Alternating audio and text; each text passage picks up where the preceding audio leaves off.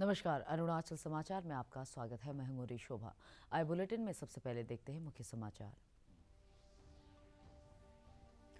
मुख्यमंत्री पेमा खांडू के इस्तीफे की मांग को लेकर ऑल निशी यूथ एसोसिएशन द्वारा बुलाए गए 36 घंटे की राजधानी ईटानगर बंद के कारण प्रभावित है आम जनजीवन। इंटरनेट सेवाएं बंद करने के कारण भी लोगों को हो रही है काफी परेशानियां। जिला उपायुक्त तालो पोतुम ने कहा, बंद कल्चर को समाप्त करने के लिए किए जा रहे हैं प्रयास। अरुणाचल प्रदेश के राज्यपाल डॉक्टर बी.डी. मिश्रा ने राज्य में वास्तविक नियंत्रण रेखा पर तैनाती के दौरान असाधारण दक्षता के लिए कर्नल केदार गुप्ते के नेतृत्व वाले पंजाब रेजिमेंट की 20वीं बटालियन की सराहना। राजभवन में कर्नल केदार गुप्ते ने सूबेदार मेजर गुरिंदर सिंह और सिपाही देवांशु के साथ राज्यपाल से प्राप्त किया प्रशस्ति पत्र। वेस्ट कामेंग जिले का दौरा कर रहे मुख्यमंत्री पेमा खांडू ने 3 जिनो बुरागांव विधानसभा क्षेत्र में 31 विकास परियोजनाओं का किया उद्घाटन और शिलान्यास। 3 जिनो में एडीसी ऑफिस, राज्य के उच्चतर माध्यमिक विद्यालय, सर्किट हाउस और पीएचसी बिल्डिंग का किया उद्घाटन। मुख्यमंत्री पेमा खांडू के इस्तीफे की मांग को लेकर ऑल निशी यूथ एसोसिएशन द्वारा आज सुबह 5 बजे से बुलाए गए 36 घंटे के राजधानी ईटानगर बंद के कारण आम जनजीवन प्रभावित हुआ। बंद से यातायात और व्यावसायिक गतिविधियां प्रभावित हुई है। जिला प्रशासन द्वारा वाईफाई सहित सभी प्रकार की इंटरनेट सेवाएं बंद करने के कारण भी लोगों को काफी परेशानियों का सामना करना पड़ा। कानून एवं व्यवस्था बनाए रखने के लिए जगह जगह अरुणाचल पुलिस बटालियन, IRBN और केंद्रीय अर्धसैनिक बलों की तैनाती की गई है। जिला उपायुक्त तालो पोतुम ने कहा कि जन आकांक्षाओं के अनुरूप ईटानगर राजधानी क्षेत्र में बंद कल्चर को पूरी तरह से समाप्त करने और बातचीत के जरिए समस्याओं के समाधान को प्रोत्साहन देने के लिए समाज के सभी वर्गों के साथ मिलकर प्रयास किए जा रहे हैं।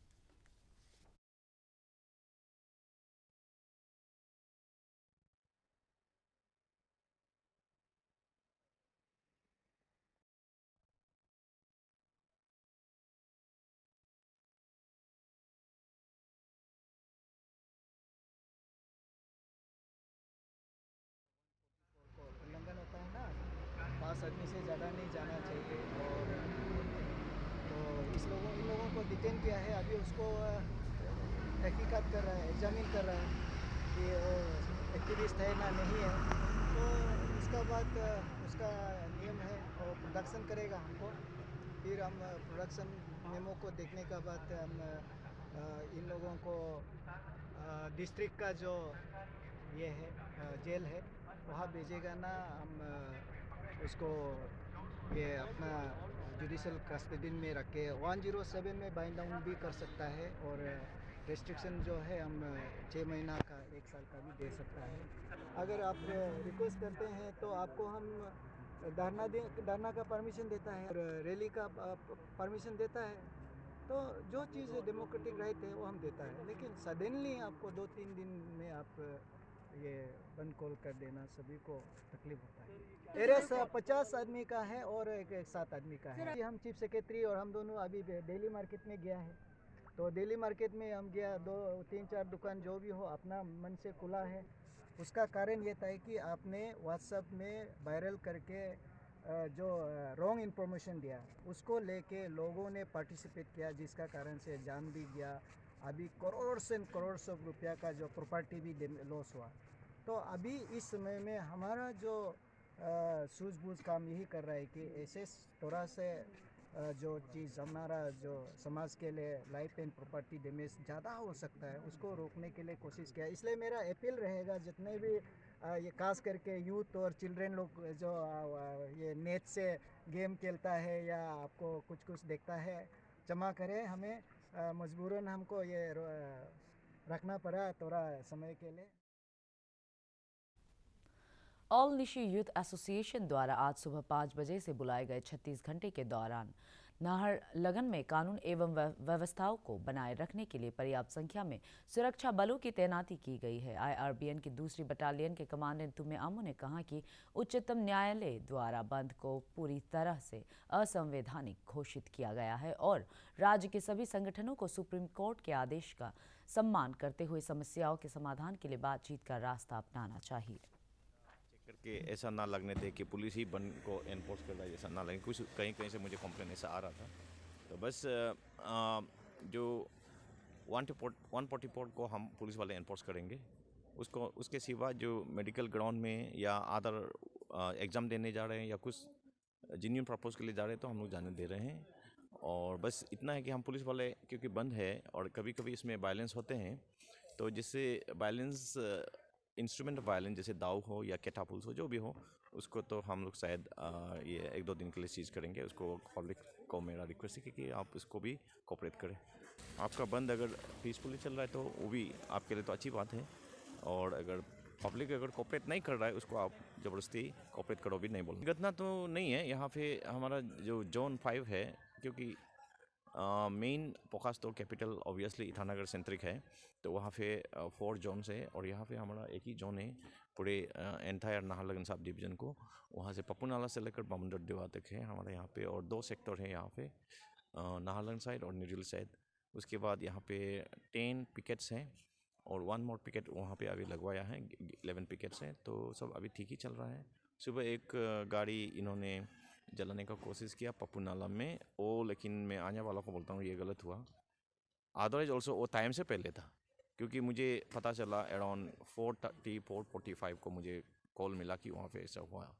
तो अरुणाचल प्रदेश के राज्यपाल डॉक्टर बी.डी. मिश्रा ने राज्य में वास्तविक नियंत्रण रेखा पर तैनाती के दौरान असाधारण दक्षता के लिए कर्नल केदार गुप्ते के नेतृत्व वाले पंजाब रेजिमेंट की 20वीं बटालियन की सराहना की है। आज राजभवन में कर्नल केदार गुप्ते ने सूबेदार मेजर गुरिंदर सिंह और सिपाही देवांशु के साथ राज्यपाल से प्रशस्ति पत्र प्राप्त किया। राज्यपाल ने वास्तविक नियंत्रण रेखा पर भारत की साहसिक और अदम्य छवि को प्रभावी रूप से बरकरार रखने के लिए कर्नल केदार गुप्ते सहित पंजाब रेजिमेंट की 20वीं बटालियन के सभी सैनिकों की प्रशंसा की।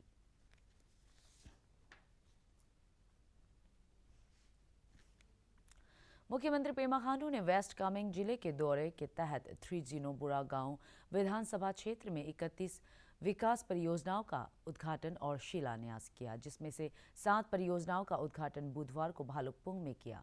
मुख्यमंत्री ने 3 में एडीसी ऑफिस, राज्य के उच्चतर माध्यमिक विद्यालय, सर्किट हाउस और पीएचसी बिल्डिंग का उद्घाटन किया। उन्होंने कई जल आपूर्ति परियोजनाओं का भी उद्घाटन किया। मुख्यमंत्री ने आका भाषा अकादमी द्वारा विकसित आका का नाको पुस्तक का विमोचन किया, जिसे आका क्षेत्र के विद्यालयों में पढ़ाया जाएगा।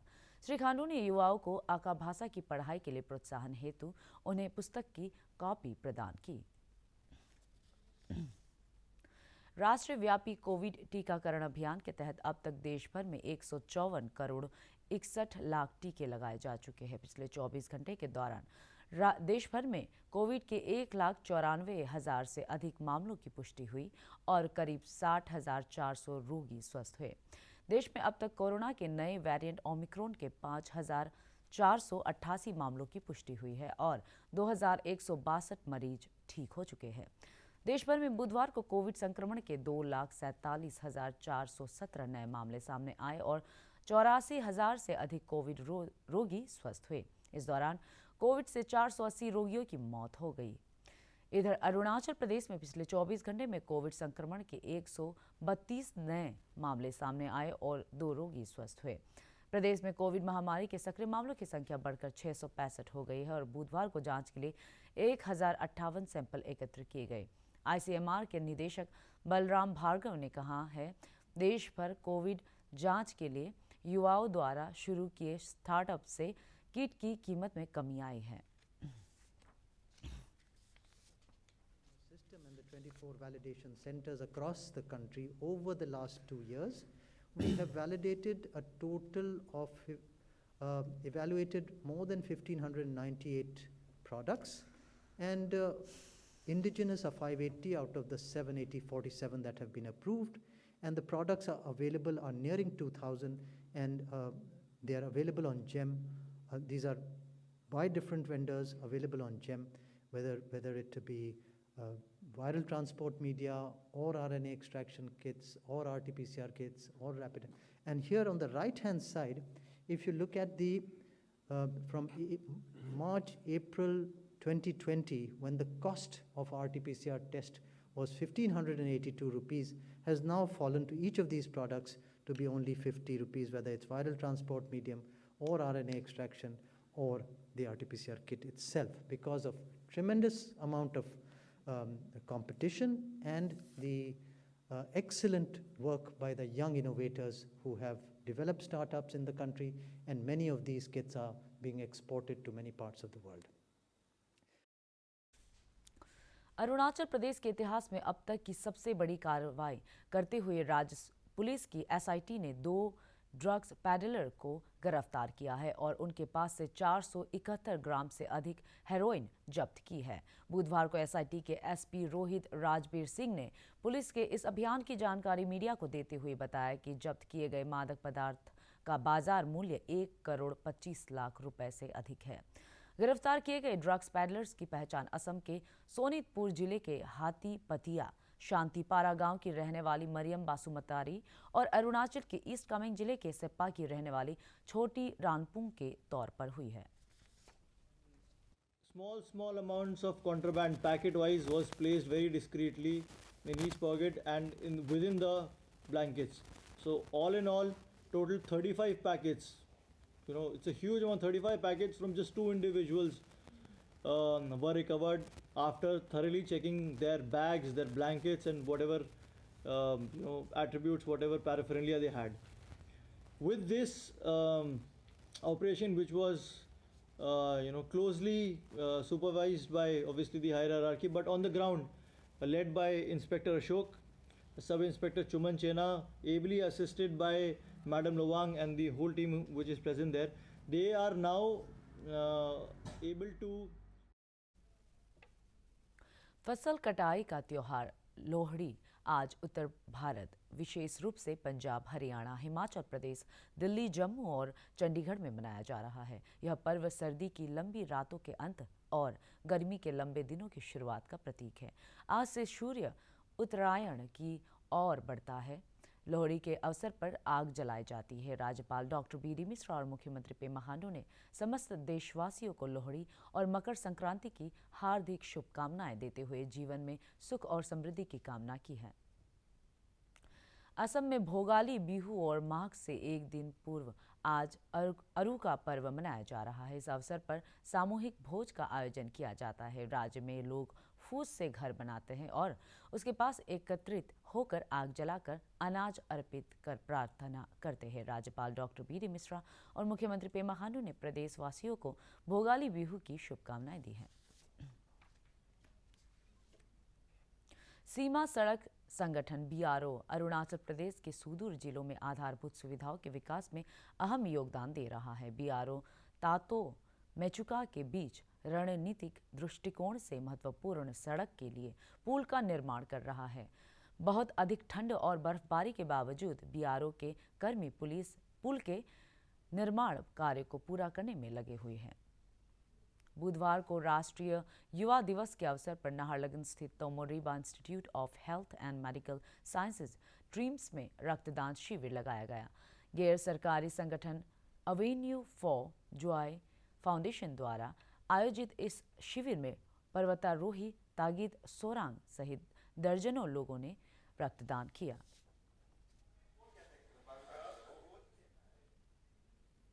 भारत का शानदार स्वाधीनता संघर्ष आधुनिक विश्व के महानतम संघर्षों में से एक है। दूरदर्शन समाचार द्वारा प्रसारित किए जा रहे आज़ादी का सफर में आज हम बात करेंगे तिलका मांझी के बारे में।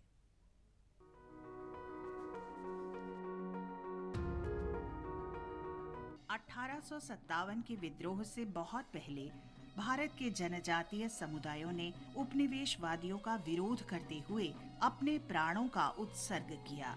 तिलका मांझी उन अग्रणी जनजातीय स्वतंत्रता सेनानियों में से एक थे।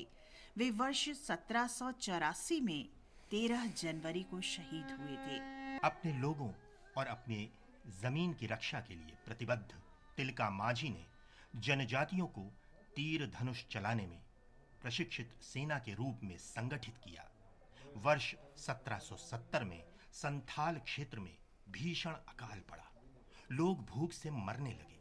तिलका ने ईस्ट इंडिया कंपनी का खजाना लूटा और इसे गरीबों में बांट दिया। तिलका के इस मानवीय कार्य से प्रेरित होकर कई अन्य जनजाति भी विद्रोह में शामिल हो गए। इसके साथ ही शुरुआत हुई उनके संथाल हूल यानी संथालियों के विद्रोह की। तिलका माझी ने 1771 से 1784 तक अंग्रेजों और उनके सहयोगियों पर हमले जारी रखे। वर्ष 1784 अंग्रेजों के खिलाफ पहले सशस्त्र विद्रोह का वर्ष माना जाता है। तिलका माझी ने ईस्ट इंडिया कंपनी के प्रशासक ऑगस्टस क्लीवलैंड पर हमला कर उन्हें बुरी तरह घायल कर दिया। अंग्रेज तिलापोर जंगल के चारों ओर जमा हो गए जहां से हमला हुआ था, लेकिन तिलका और उनके साथियों ने कई सप्ताह तक अंग्रेजों को रोके रखा। 1784 में जब वे अंततः पकड़े गए, उन्हें एक घोड़े की पूंछ से बांध दिया गया और पूरे रास्ते घसीटते हुए भागलपुर कलेक्टर के निवास तक ले जाया गया। वहां पहुंचकर उनके क्षत विक्षत हो गए शरीर को बरगद के पेड़ से लटका। अरुणाचल समाचार के आज के अंक में इतना ही। जाने से पहले आप सभी से अनुरोध है कि कोविड-19 के दिशा निर्देशों का पालन करें, हमेशा मास्क लगाएं, बार बार हाथ धोएं और सोशल डिस्टेंसिंग के नियमों को मानें। कोरोना महामारी से बचाव के लिए आपका वैक्सीन लगवाना भी ज़रूरी है। अगर आप वैक्सीन लगवाने के पात्र हैं तो ज़रूर लगवाएं। हम कल फिर हाजिर होंगे अरुणाचल और देश दुनिया की खबरों के साथ। चलते चलते आपको बता दें कि आप अरुणाचल समाचार हमारे YouTube channel DD news Arunachal पर भी देख सकते हैं। देखते रहिए अरुण प्रभा। नमस्कार।